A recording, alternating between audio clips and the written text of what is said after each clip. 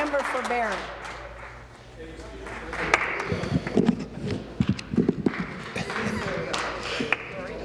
Speaker, it gives me great pleasure to rise today to address my colleagues in this House. The opportunity to represent the people of Barrie is nothing but a great honour and privilege. During the early days of putting the Barrie Riding Association back together again, my skills as a professional mediator were put to the test and utilized to bring a strong team that carried me through my nomination process to where I stand today.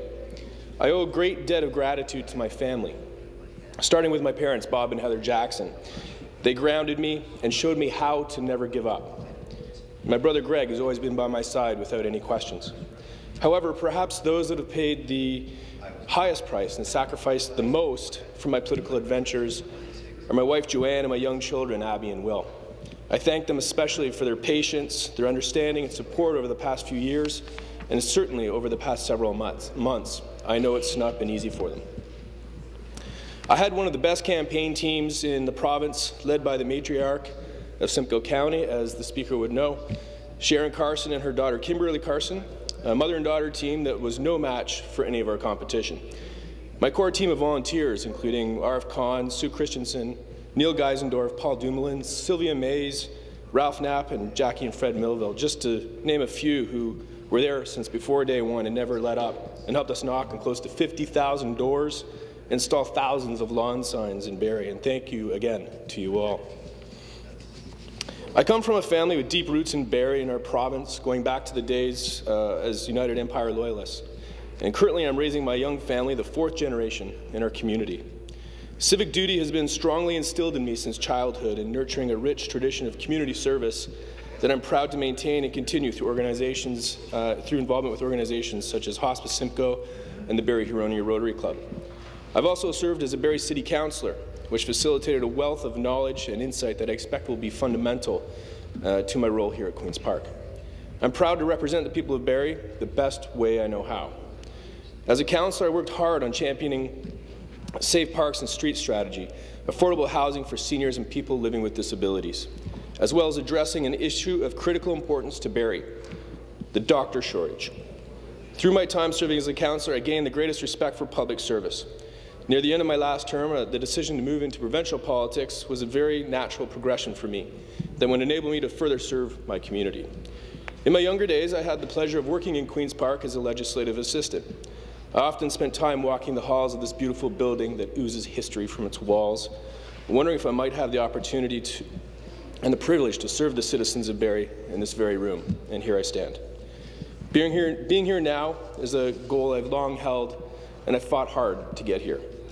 I look forward to helping the residents of Barrie establish more jobs, greater access to higher education and health care, and that better serves our community.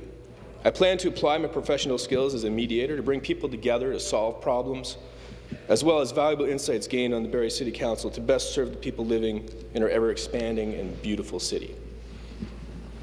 Barrie residents said they wanted to see change in our job climate. We will work hard for that change. Small business in Barrie is big business. 75% of all the people who work in Barrie work for companies who employ 4 or less employees.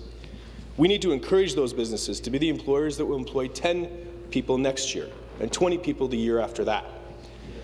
I think of Moore Packaging and Barrie Welding that started out in a garage with 2 employees and now employ 200 to 300 people. What a great example of what can be done if we clear the way by reducing regulatory burdens, red tape, and get small business doing what they do unequivocally better than government: create jobs. Our path to this seat here was guided by our need to do whatever we can to improve Barrie's ranking as the second worst unemployment rate in the province. Just a few years ago, Barrie was one of the most prosperous, fastest growing communities in the country. It's still growing, but people have to go outside our community to find work more and more. And I look forward to working with our federal member and members of our City Council to rectify this imbalance, and do it with real jobs that are sustainable and that can stand on their own value and quality of what they do and will last into the future. Barrie residents said they wanted to see change in the delivery of health care. We'll work hard for that change. We'll collaborate with the Royal Victoria Hospital to attract more doctors and health professionals. There are 30,000 people in the city of Barrie that do not have a family physician, and that is entirely unacceptable. And it's an example of government not living up to its responsibility to deliver efficient health care to all residents. And this imbalance was exacerbated by the fact that Barrie's status as an underserviced area was stripped last year, drying up physician recruitment funds. This is inexcusable. I look forward to seeing the Liberal plan, should they choose to share it, to fund the operation of our brand new hospital expansion that will employ thousands of people. We don't want to see another grand building with no operating budget and keep beds and surgical suites open. I want to make sure this project remains at the forefront of government priorities. Barrie residents said we wanted to see change in availability of higher education. We will work hard for that change, and Barrie is the home to one of the best colleges in the country, Georgian College. But our economy and our residents need more.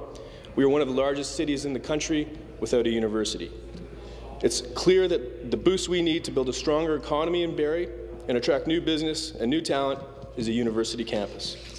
I was a graduate of Georgian College, but had to move away to complete university studies at York University. Even though Barrie has a relatively young population, university participation is up to 10% less than the provincial average. And there are significantly less university graduates. No doubt this imbalance will be mitigated with our own university campus accessible to all residents. I have been and always will remain a strong advocate for a new university campus in Barrie to serve the needs of businesses and students in Central Ontario.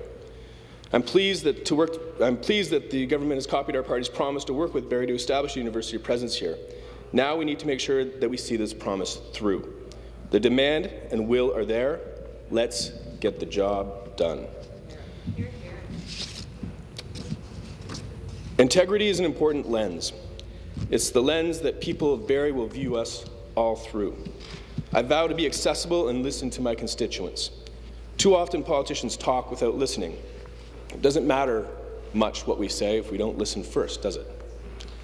I've outlined my vision for Barrie, my hometown, but in reality, my vision needs the vision and the beliefs of my constituents to make it work. The people of Barrie need actions, not words, and they hired me to put words into action and work for them, and I intend to do that. I'm proud of our leader, Tim Hudak, my colleagues in caucus, and I'm proud to work with all of you towards a common good that we were all sent here to do.